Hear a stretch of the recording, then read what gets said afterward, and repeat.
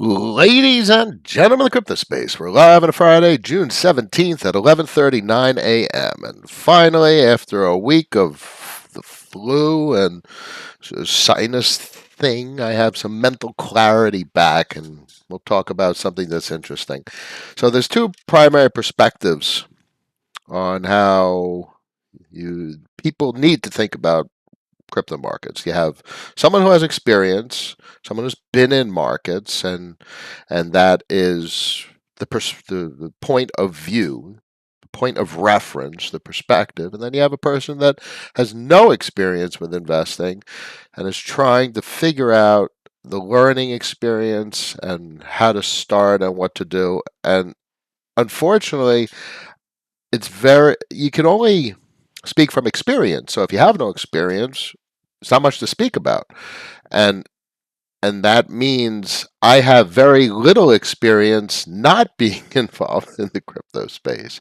I've been doing it so long that it's very, very hard for me to give advice to persons that are wanting to start taking positions because they won't know how to manage the positions. They're surely not going to manage positions in DeFi, and it is treacherous path to try and manage positions with regard to just Bitcoin and Ethereum. It is completely irrational to to hodl Bitcoin or Ethereum through these market cycles. You're going to make multiples more if you know roughly, not even close, but just roughly where top and bottom is. Just roughly, like not even ballpark. Just if you're going to get a 5x or a 10x out of a Bitcoin run that goes 20x, come on. You don't want to watch that 10x turn back into 2x. So there's absolutely no rational way to say hodl through Bitcoin going from 3,000 to 60,000 and back to wherever the hell it is. It doesn't make any sense.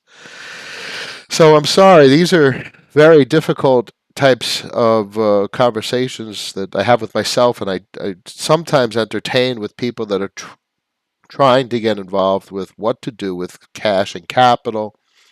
And so many people have been asking me, like, what do I buy? What do I do? And I don't have the best of answers. Like the first thing I always say is just go on Gemini.com and get your account. Not Coinbase, not that bullshit.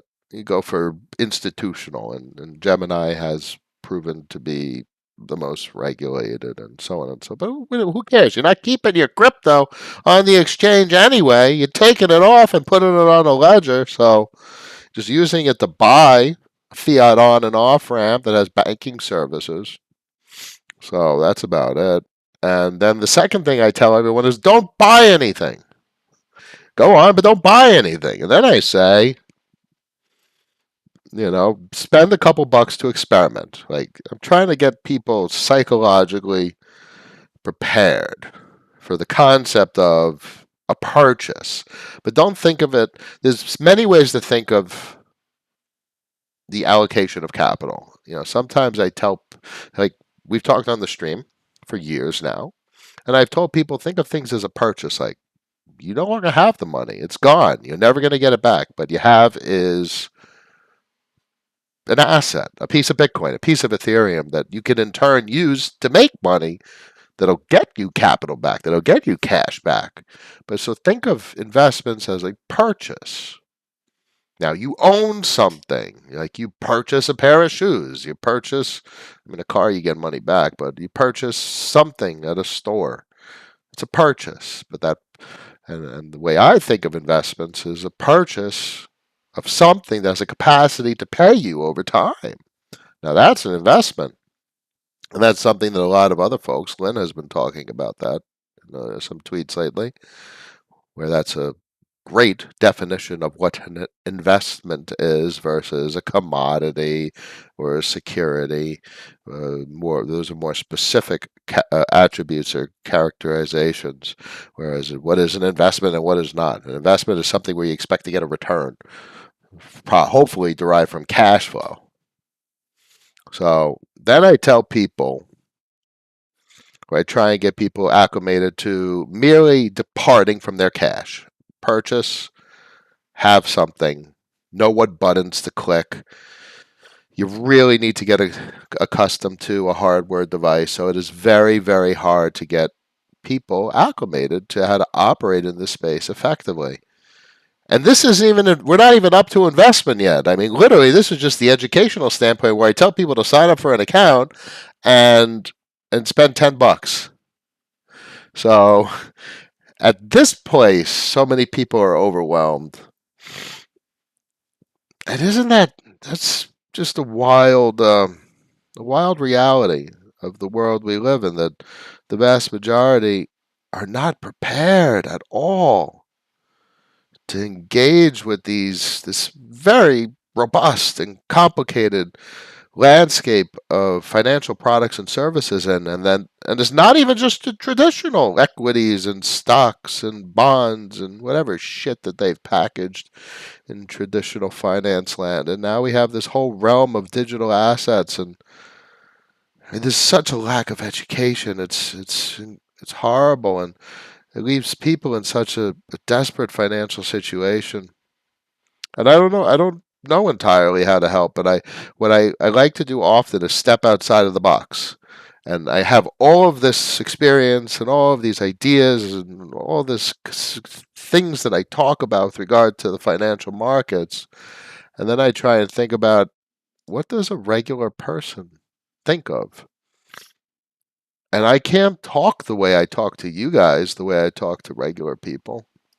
It just wouldn't process at all. It doesn't make any sense. It's a foreign language.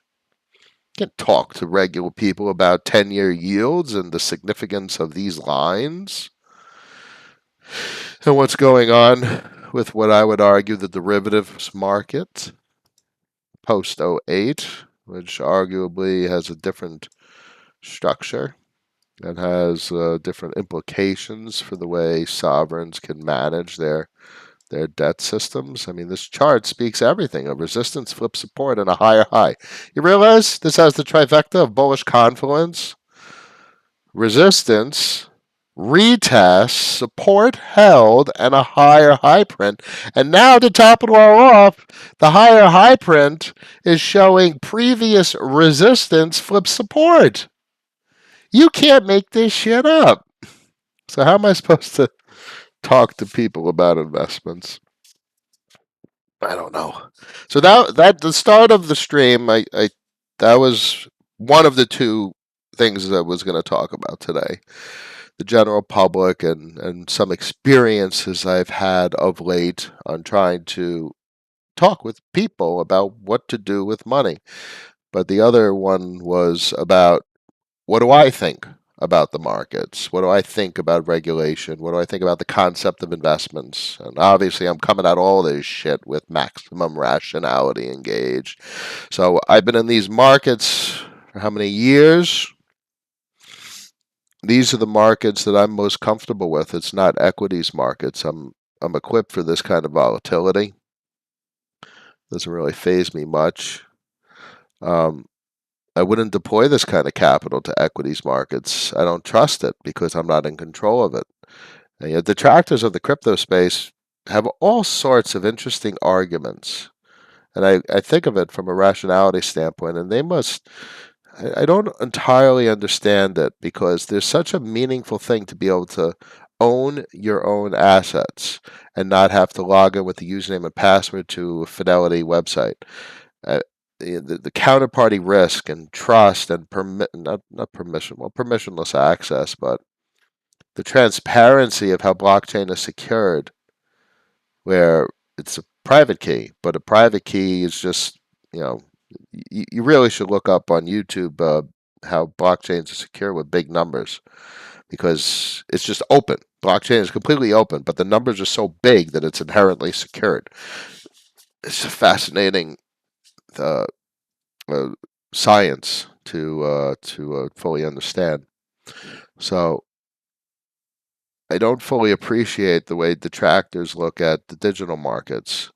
There is meaning to these markets because other people are interested in them, and therefore they inherently have meaning. If it's a collective interest from a good part of the population. So this is where my capital is. This is where a good part of my capital belongs. Actually, the vast majority of my capital, and they are investments. So this is getting into sticky territory with regard to regulation. So I have bought things expecting a return from cash flow of what I would define as an enterprise. So, in regards, that would very much be applicable to the way regulators have talked of securities. But we enter a fascinating world because there's the malicious actors and the point of regulation. What is the point of regulation? And what has been created with things such as, I mean, even Uniswap. I mean, Uniswap is a useless asset. Uni is useless. And maybe from a stock perspective, like an equity perspective, but it's you don't even have equity. You're not doesn't do anything. The token gives you governance rights over what? It's the most useless asset I can think of in the crypto space. Gives you zero cash flow. Surfaces zero cash flow. It's a useless investment. So that's besides the point. So from what's most pertinent is um, it's immutable because the contracts are deployed, and regulators have caused them to react at times, and they've adjusted their portal, their user interface. But that user interface means shit because the user interface is just a way to interact with their contracts, which means anyone could write an interface that doesn't have the restrictions of the primary user interface. In fact, you just go to 1inch or you go to Paraswap or you go to a DEX aggregator and it's using Uniswap. So, I'm trying to, for the last year and a half, I'm trying to understand what the hell regulations mean in a world where smart contracts have no capacity to be regulated, and user interfaces, one, could be hosted on IPFS. Two, anyone could spin up an instance of a user interface that interacts with smart contracts. Three, how does regulation apply to that? It doesn't. It does nothing. It does nothing meaningful. The regulation is good, or it's inherently desired to have a positive effect. But what are they going to regulate? It's mostly just a word that induces fear. Fear that something will change in a direction that's inconsistent with what you want to see in an investment, a loss of value. But that's not necessarily what's going to happen. So regulation doesn't really induce much fear with me. Like when I think of the curve contracts, and I think of the curve user interface, or even the Aave contracts and the Aave user interface, these are regulation resistant. There's not much that could be done. Like Aave is hosted on IPFS, and so is Curve's user interface. It's all IPFS, or at minimum, you could find IPFS hosted instances of it, or interact with Curve vis-a-vis a DEX aggregator. So you don't have to use a particular user interface. So what the hell is regulation? The regulation doesn't work in this wavelength of consideration. It's a different world, so it doesn't cause much resistance to my thoughts and how I either allocate capital or retain positions. That's a good part why I've liked Curve so much for the last 2 years. I, I where am I with my thoughts on these positions? Where are my hopes? Where are my dreams? My dreams are I could handle another 50%. Like the market could shit itself another 50%. That means Bitcoin would shit itself another 15% pretty much because everything is completely collapsed in price point. And I'd still be up massive compared to 2020. So I'd be content if the market doesn't go much lower. And oh, look, and 50% of the market shitting itself isn't much lower. That shows you how much volatility I'm prepared for in the crypto space. And it also shows you how much volatility to the upside we experienced over the last 2 years. That's such a massive 95% depreciation, and you're still significantly in the green by hundreds and hundreds of percent.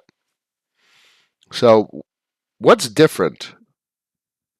Capital has gotten stuck in the crypto space, and I talk about this in terms of emerging markets.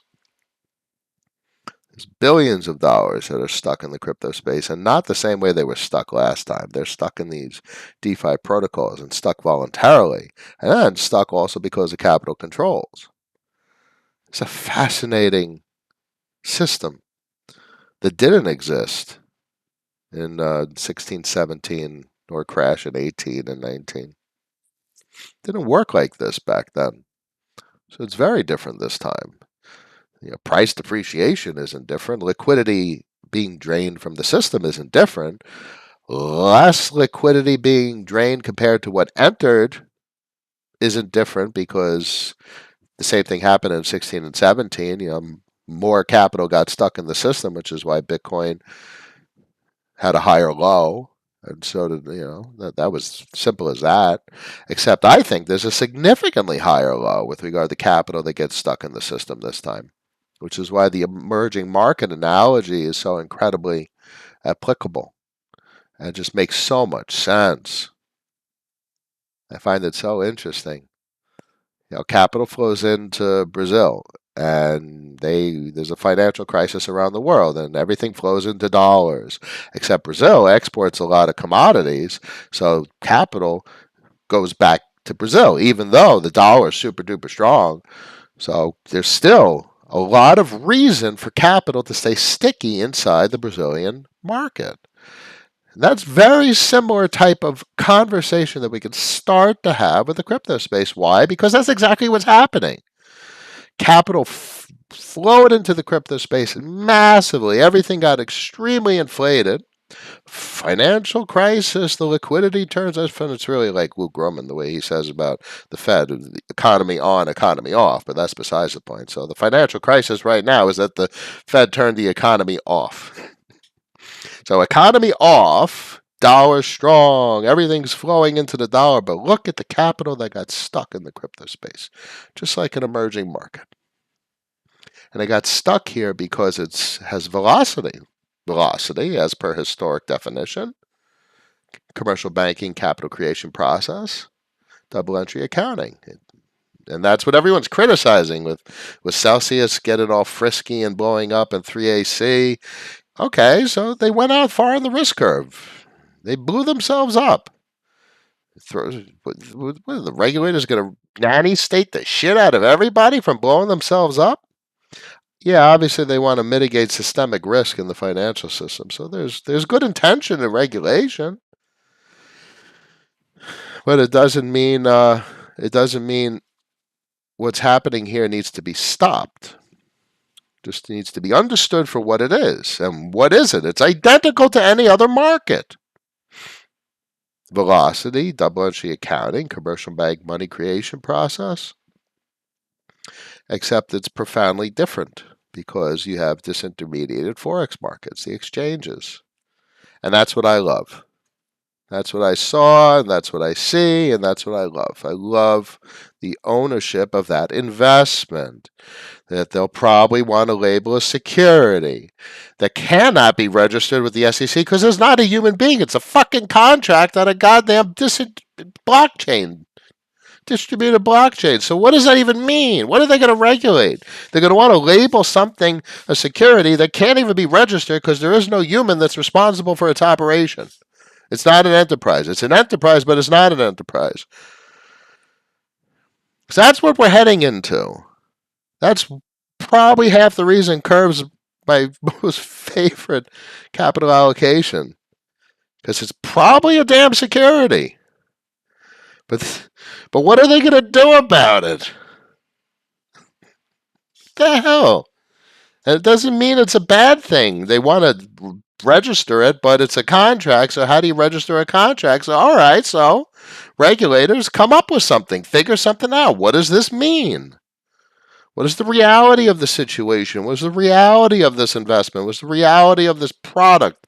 It's not owned by anyone. It's It's governed, it's related to the developers, and then you get into then then you're getting into copyright and what is software, and that's speech.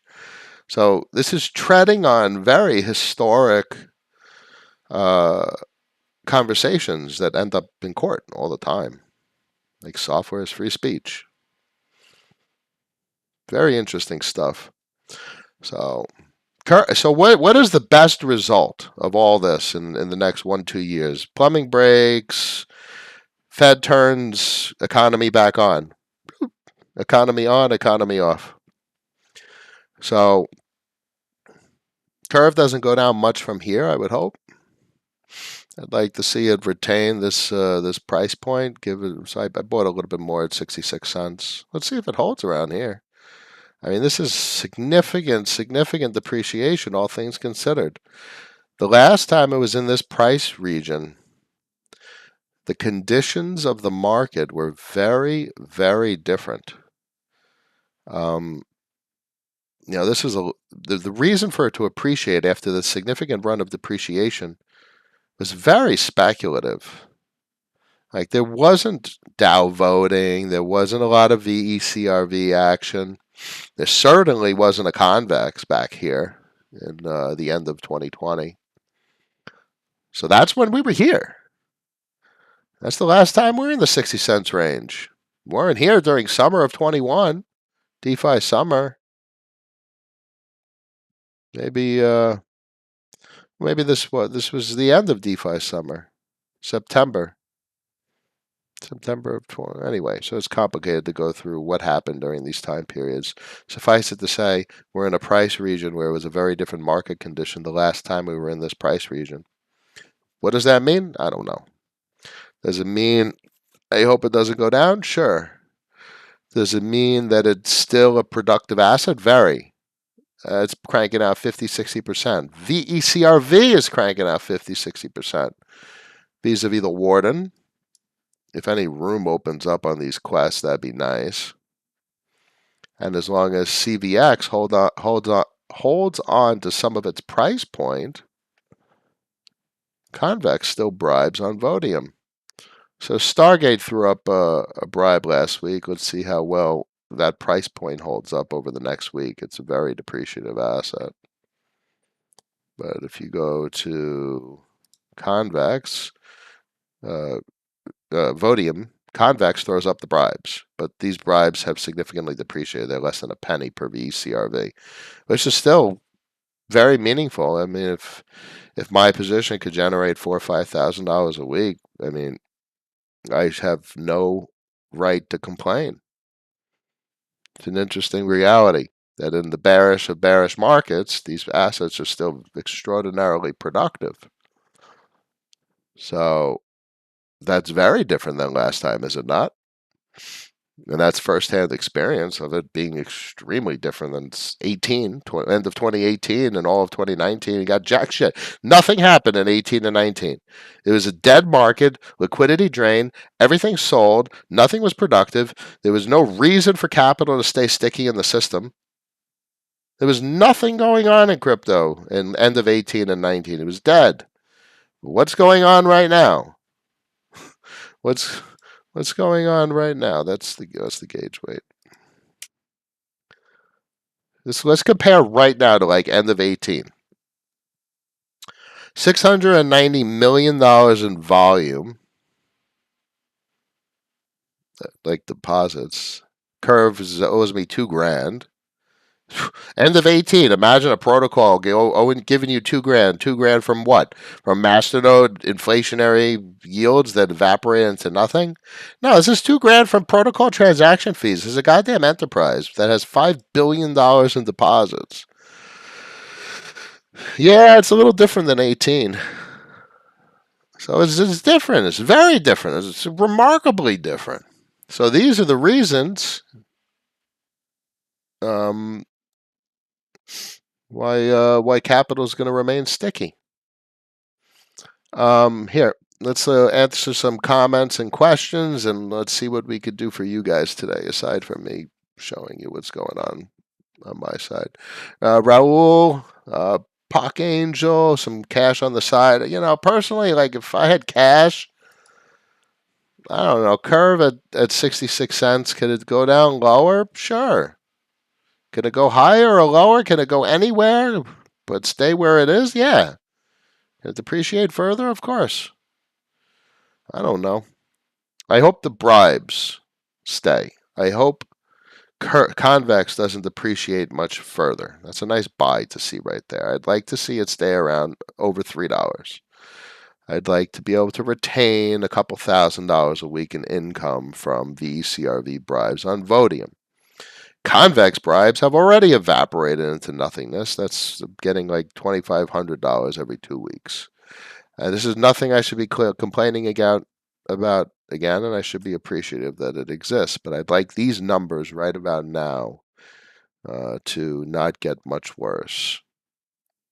That's my sentiment in that regard. So cash on the side, I would keep cash on the side. That's what I would do because I need cash to feel comfortable at night. I need to be able to pay bills for 6 months, a year, in worst case scenario. As long as I got 6 months to a year worth of overhead covered, I sleep well at night.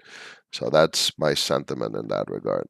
And I don't know if a lot of the things or all the things I say will always help because it's obviously relative to my experience, my financial situation, my employment situation, my financial obligations, my overhead situation. But I hope that transparency at least gives you a point of reference or something to compare to. Dawdles, hey, yeah, yeah, yeah, yeah. What would you buy right now? Um, I don't know. You know, I did. I took off a clip of Bitcoin for the first time in a while, just a couple of Bitcoin, and I put it through the REM bridge, and I have it on my ledger, and just put it on cold storage, baby. If that's worth a couple mil in the next couple of cycles in 5 years, that's very nice. So I consider that like some savings account, some spending cash in the coming years. It'd be a little bit more than spending cash in the coming years. So I'm hopeful that plays out, and I'm inclined to think it does. But that would be to spend because Bitcoin doesn't really generate revenue. It's not an income stream. So, I took a clip of cash and I put it in there. I took a clip of cash and I bought 66 cents. I bought 100,000 curve at 66 cents. And I have cash. I sold a fair amount earlier in February, March. I wish I sold it in November. Don't we all wish we sold it in November, but we didn't. We didn't. We didn't, did we? We didn't listen to Jeff Snyder and the Euro curve inversion. We didn't, did we? So we're here, and we're trying to remain rational and make good choices. So cash on the side, cover your overhead, so you can pay your bills. Maybe you could buy a little something, but don't expect shit to go up. If you're going to buy stuff, don't expect things to go up. Expect at best for it to hopefully not go down. Bottom isn't, it hit bottom. Now it's going to start going up again. That's not the way this shit works, boys and girls. Bottom is you're hopeful it stops going down. Up doesn't happen until the Fed turns the economy on. And to understand when that happens, you got to watch the macro boys. I keep, who would I keep my eye? I wouldn't keep my eye on really anyone. I'd listen to them because they're fun and interesting, and I love their stories. But I'd be watching the dollar. You want to watch the dollar collapse. They need to sacrifice the dollar if they're going to save the yen. They're going to save Japan from completely imploding and having any currency compared to the dollar. They're going to have to systematically devalue the dollar. But then I'm not going to digress into the inflation conversation because they're fighting a two-front war that they don't have a solution to, and it's a lose-lose for them. It really is.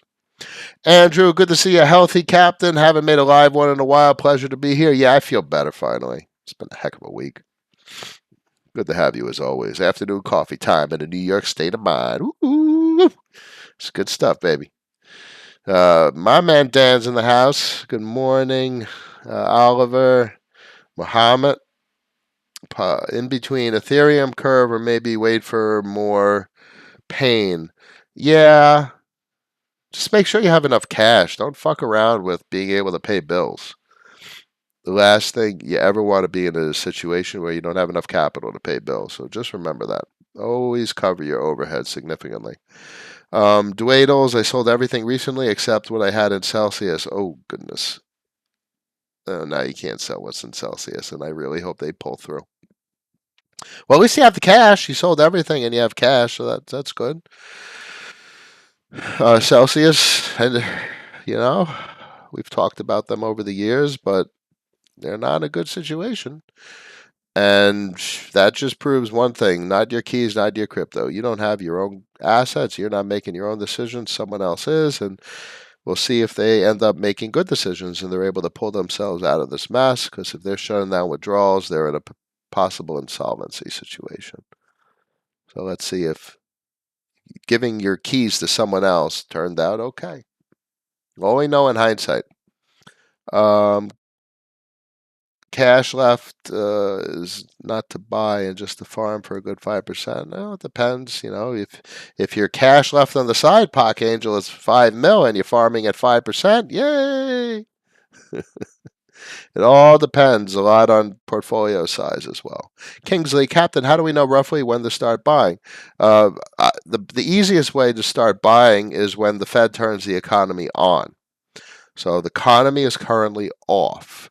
They're raising rates. Their QT isn't really shit. It doesn't really mean much. But the raising of the rates is economy off. Dollar going up is what happens when the economy is off. The dollar strengthens, it crushes basically foreign markets, X dollar, not dollar markets. Capital flows into dollars. What you want to see is the capital flowing out of the dollars into markets and emerging markets, because what is the crypto space? It's a damn emerging market. So we want capital to flow in there, so we need the Fed to turn the economy on. So when you start to see, when you not when you start to see, when you see the Fed cutting interest rates and talking about how Congress needs to step it up with fiscal spending, maybe we get a fiscal spending bill, maybe we get some QE, that's when you buy risk assets, which is probably not going to be for some time unless something breaks. People think there will be millionaires with 10K buying Ethereum, but this has no upside. Right now, you're not going to make shit. There is absolutely nothing in this. The 10K is going to turn into 10K. There is no appreciation in this market. This is hopefully it's not going to go down further market. I don't know. I guess a lot of people weren't around in 18. If you're going to buy in 18, you did nothing for 19. It sat around and did nothing. This is a market where you hope it doesn't go down any further. No, you won't be millionaires. And you're not going to be millionaires if you buy 10 grand worth of Bitcoin. You're not going to be a millionaire. If you buy 10 grand worth of Ethereum, maybe. What do you need, 100x? Yeah, 50x on 20 grand. I don't know, man. That's a stretch. That's a significant amount of nominal appreciation. We need. I just wouldn't go that far. That 10 grand turns into millionaires, and the hardest thing is what do you do with millions? Because the first thing most people would do is spend. You don't. The most important thing to learn about millions is you don't spend your millions. You spend the money your money makes. So if you have millions and your millions are making 100 grand a year, 200 grand a year, that's what you spend, and you keep your money making money. So anyway, that's a digression right there. Pock Angel, we need some good coins to have a chance to be millionaires. Yeah, yeah, and you need the right time and the right place. So what is the right time and the right place? So big opportunities were missed in 2020 for people that wanted these big multiples. And in hindsight, they're just very obvious what emerged with the dexes, the power dexes. But you need a 50x on 20 grand, 10x. Yeah, you need a 50x on 20 grand, and that's a massive. And that's would be in the entire portfolio. And you need to diversify because you there's no way you could trust these market actors. The last thing you do is trust people with your capital. So you're gonna need more than 50 X's because you can't go all in and can't spread too thin. So it's not easy. It's very rare to turn 10, 20 grand into a couple $1 million. Doesn't happen often. At least with excessive risk. Without excessive risk, Um, definitely very rare with a punt. Like, oh, maybe this is going to go big. That's very, very rare that happens. So, the most important thing that I hopefully convey is to not expect gains like that and to hopefully, take 100, 200, 3, 4, 500 grand. And if you could get 20, 30% on that, you're making $2,000 a week, $3,000 a week. And that changes everything when your money's making money at a reasonable rate of return. And you could use that to service overhead obligations on a monthly basis. So you're actually turning just capital, which is very stagnant in traditional finance, into working capital investments that are actually productive. So that's why there's a great deal of hope involved with curve remaining functional and convex remaining functional and the derivatives associated with these primitives. Because there's very few protocols that are very productive and meaningful. When we talk about all this shit for the last 2 years, like look at all these protocols we have in the crypto space and what have I isolated or honed in on? One, two, three, four, five protocols, and maybe a dozen, a dozen and a half protocols in the overall portfolio, with the vast majority of them being worthless at this point, and even Curve taking a complete hit. But what has held up the best?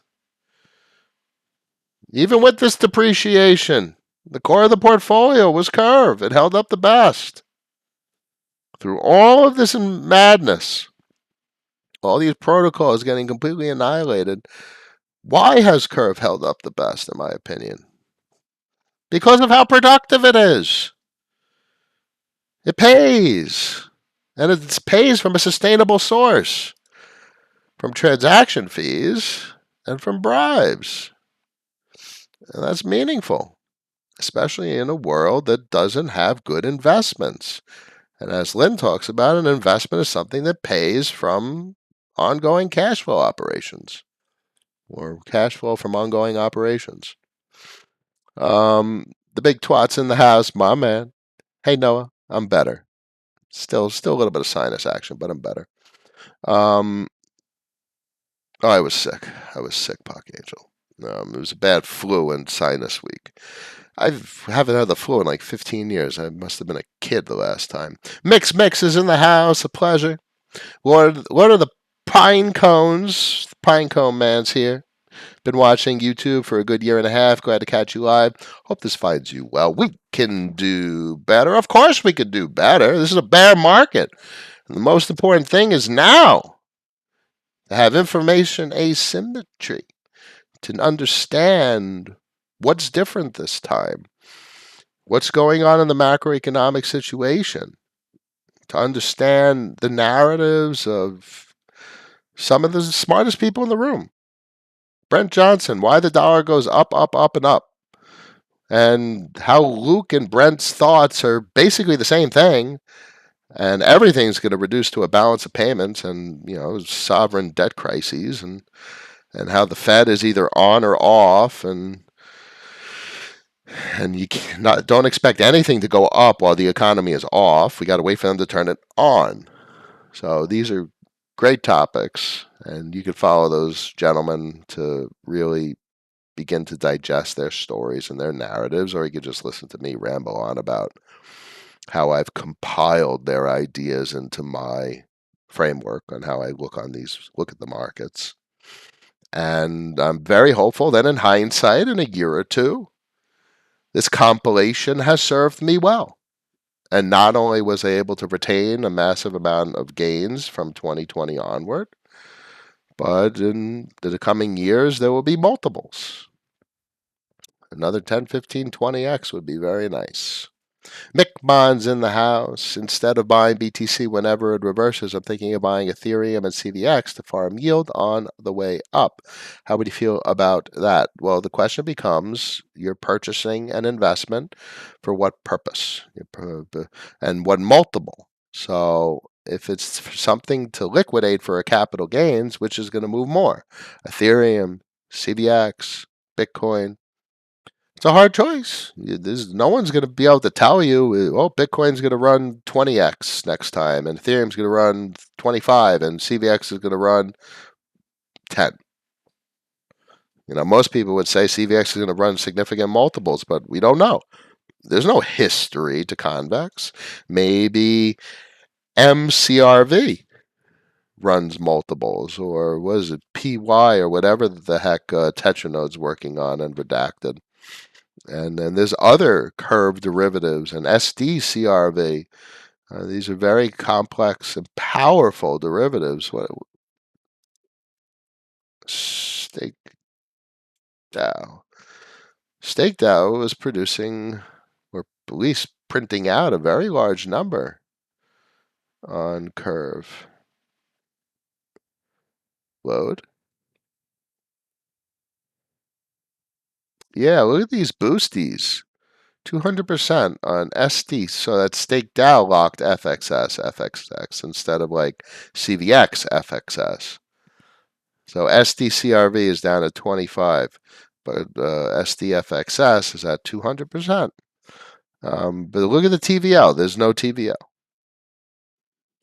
So, this is just a perfect example. This is a 9 mil of curve up to 160 with boosties. So this is a perfect example of derivatives, and derivatives that take that will contribute to the success of Curve as a base protocol, as a base primitive. But these are derivatives. But as there's others other than Stake DAO, there's Redacted, there's Abracadabra, and then there's Convex, which has these curve derivatives. There will be more.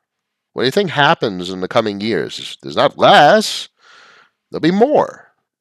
So I like the direction of things.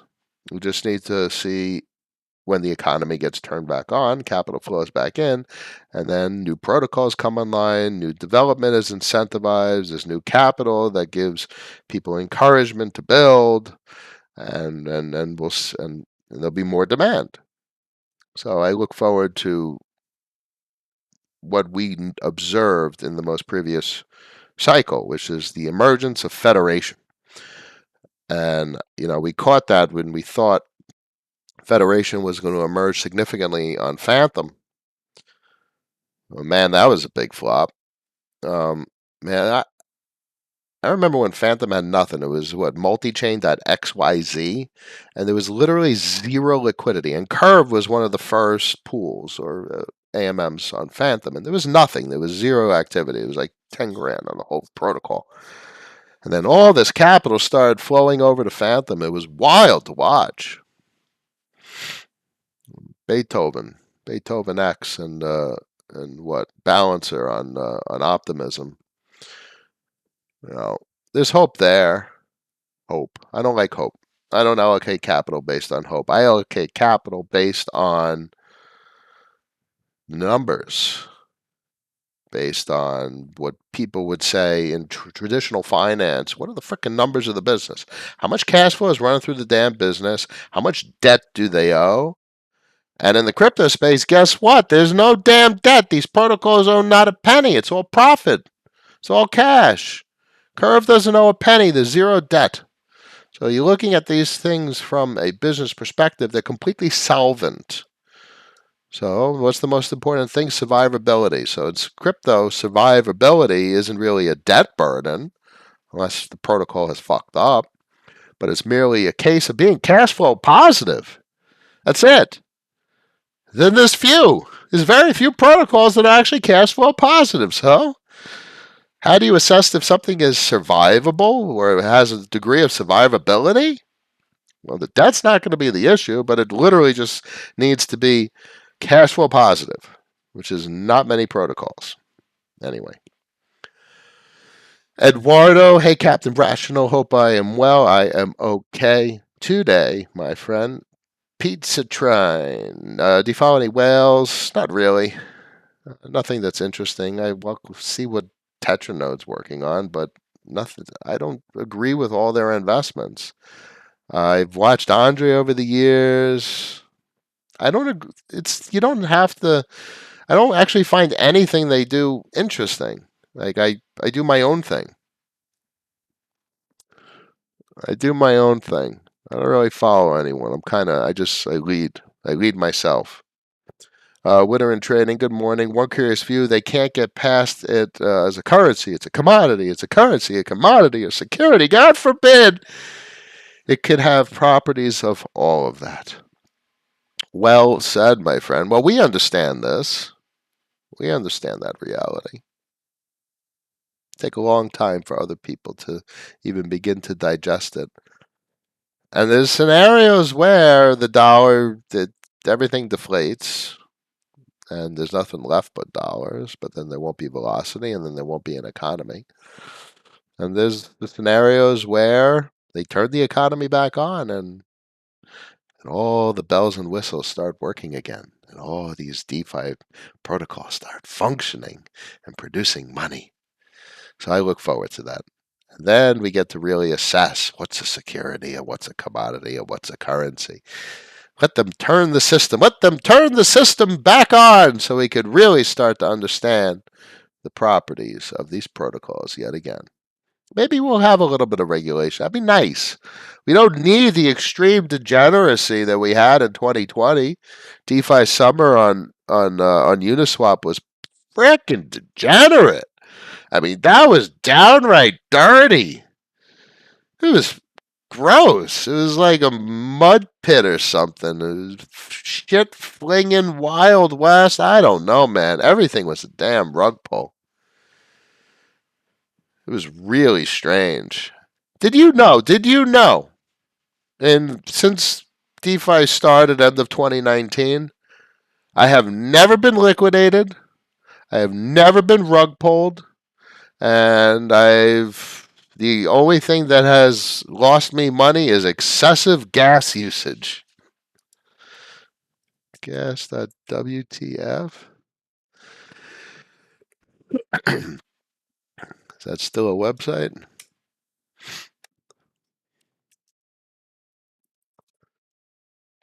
Fees.wtf. Let's see what this is. I forgot. Come on, tell me you're still operating the site.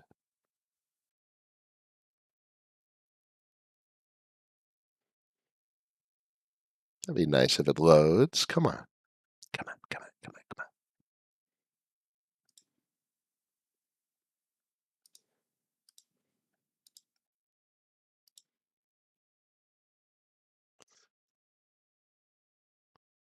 All right, maybe it's not going to load. But this is the only thing that's got him in goddamn gas fees. It's got to be a couple $100,000 at this point. Last couple of questions, and we'll wrap it up for today. Muhammad was listening to Julian Bridgen interview the other day. Julian, of course, he mentioned 40-month moving average on NASDAQ chart. It only crossed down 2 times in history. So what I look at on NASDAQ is the monthly 50 SMA, which is basically the 40-month moving average. It's very comparable. So check this out. When's the last time it went below the 50 SMA on the monthly? I mean, you probably got to go back to like 2010, and it wasn't a bearish breach since September 08. So that's the 50 SMA on the monthly. I mean, if it goes lower than this, maybe the Fed starts to squirm. So sometimes you have to have pain. So is the bullish narrative an excessively bearish narrative? I mean, look at the depreciation. This was 2000, and 2000 was massive. Oh, 08, it was a blip. This was the crisis, and it was nothing compared to 2000. And look at this market structure now compared to 2000. Look how the speed of how fast this came down. This took years. This took 2 years. The 2000 crash was 2+ years. Muhammad, keeping eye on that personally. Probably a variety of macro things. One curious view: Russia just cut gas supplies. Inflation has zero chance of peaking. That's right, abracadabra boy. If the value equal to 2500 curve was say 25% of your crypto portfolio, would you bother buying and locking 2500 VE curve for 4 years, or other opportunities better right now? 100% stables. A pleasure, my friend. I have no idea what to recommend because you'll only ever know in hindsight if you made a good choice or not, which means you'll only ever know in 6 months. Like if you buy 2500 worth of curve and it's doubles your portfolio with a curve, and curve goes to $100, then it was a really good choice. But you don't know what's going to play out. You just don't. So very so this is what we do. We speculate, and we just remember to. It's not about hope. Protect your liquid capital because you need it to pay bills. Stay solvent. Never put your home at risk, and that's why we make very hard choices.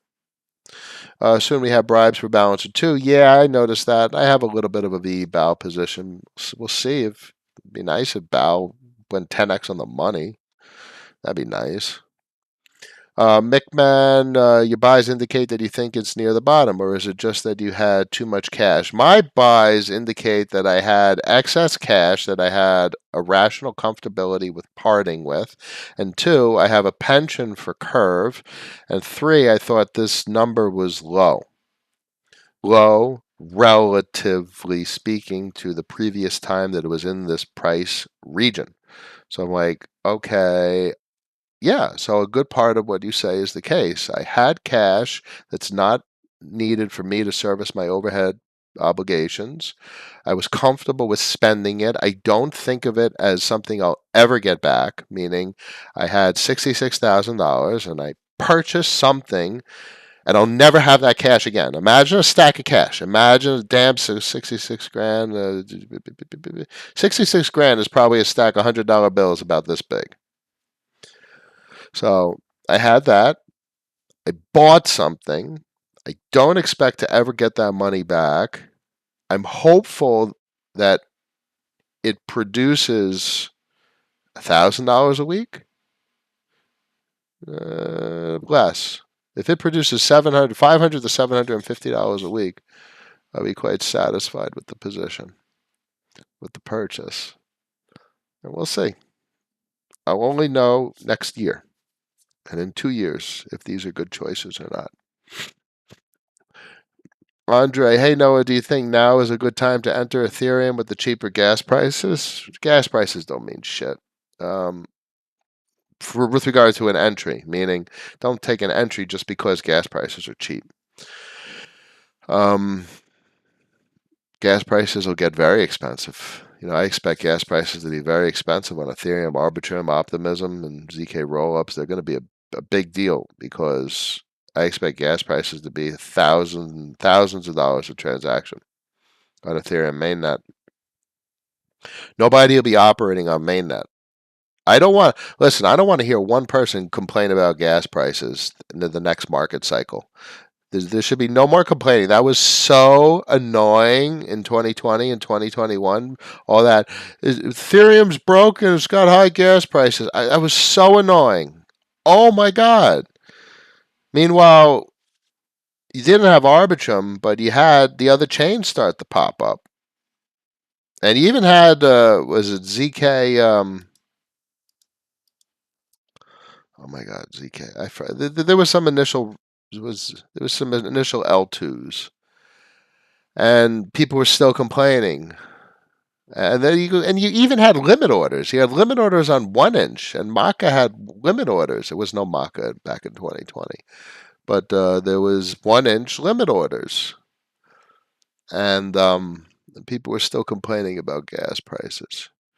We can do better next time. There's literally no reason to complain about gas prices. What you have to do is navigate the parts of the market where gas prices aren't an issue. And that's very much the case now with Arbitrum and Optimism and Phantom and Avalanche and 30 other blockchains that do the same thing as Ethereum, including ones that are secured by Bitcoin, Syscoin, and Rootstock.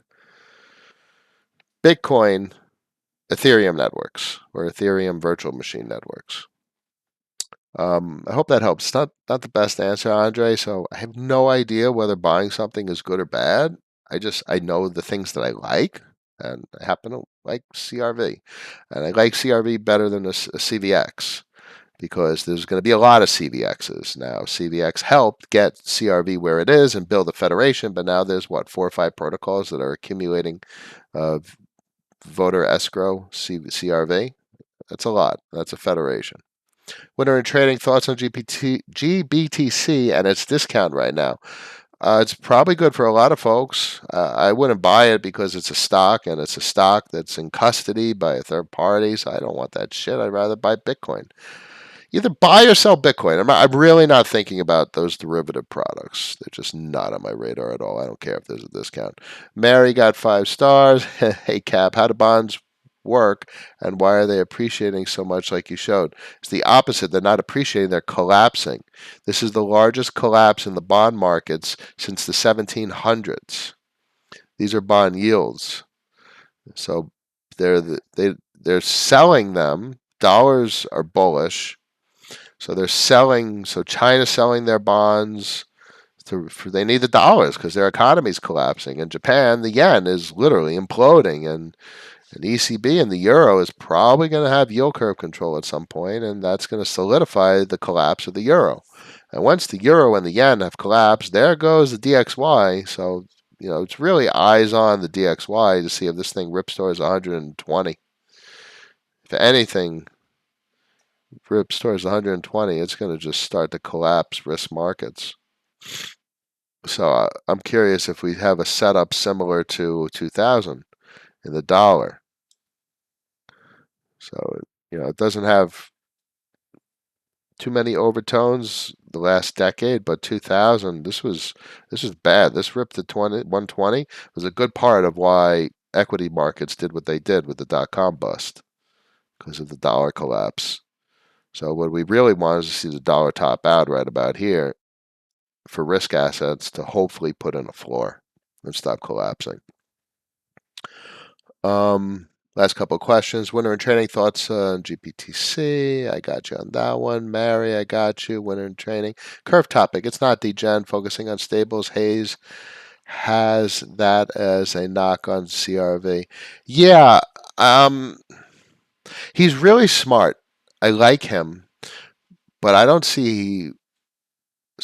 agree with that. That doesn't make any sense. Curve has a lot of assets other than stables. And Curve offers dividends. Uniswap doesn't offer shit.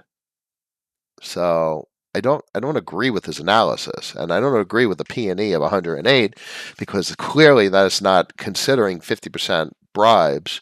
So price to earnings is really, if you look at Curve's Dune, price to earnings is probably more so around 5. So I think he's off by 20, a factor of 20. So he's really smart. I like everything about his analysis and observations. I just doesn't really impact the way I look at CRV. MZR, hey Noah, you dipped the toe into V multi? No, I don't think the future of cross chain is custodial. I think it's more along the lines of what Layer Zero does. That's just my opinion. Yes, the yields are pretty massive. Kingmaker, Crypto only, traditional income funds, bloody tech, no, definitely not bloody tech stocks, and definitely not income funds. What I have interest in the equities market is mining and battery metals, lithium, cobalt, nickel, and graphite. I've had positions there since like 2016. Um, Patrick, bond price has an inverse relationship with yields. That's right. Last question, New York State of Mind. Isn't what makes Curve so valuable is that it acts as a liquidity driver to bring bribing VE Curve holders? Well, Curve is an MMT money producer, so it creates currency, and what it's done is it's effectively commoditized inflation. The only other protocol that's done that in recent years is the dollar.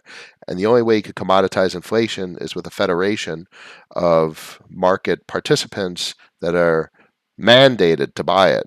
Now, a good part of why the world is mandated to buy the dollar is because they've issued dollar denominated debt. So they've kind of forced their own hand, except we're starting to see the formation of Curves Federation, where protocols are mandated to purchase these in reserves for their own survivability. So let's say a protocol wants to launch a token, they need to own a certain amount of curve in order to get a certain amount of yield in order to drive a certain amount of liquidity. Otherwise, their token's not going to get off the ground and they're not going to survive.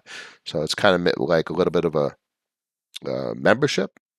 You have to own a certain amount in order to actually have any chance of this surviving as a new protocol with a new asset. There's a variety of ways to look at it, but I think the Federation is one of the biggest, most interesting conversations. Maybe we'll circle back around next week and we'll revisit the Federation concept, and that'll help. Thank you all for joining Friday, June 17th at 12:41 p.m. You know the deal. Tell everyone to subscribe. It's always a pleasure. Still got Discord cranking, the most rational community in the entire crypto space. The after party is always there. I wish you all a wonderful weekend. Stay safe, stay rational. You don't have to buy things, guys. What you have is a chance at information asymmetry to understand what the majority do not. And in that regard, we can always do better. I will see you guys on Monday. Peace.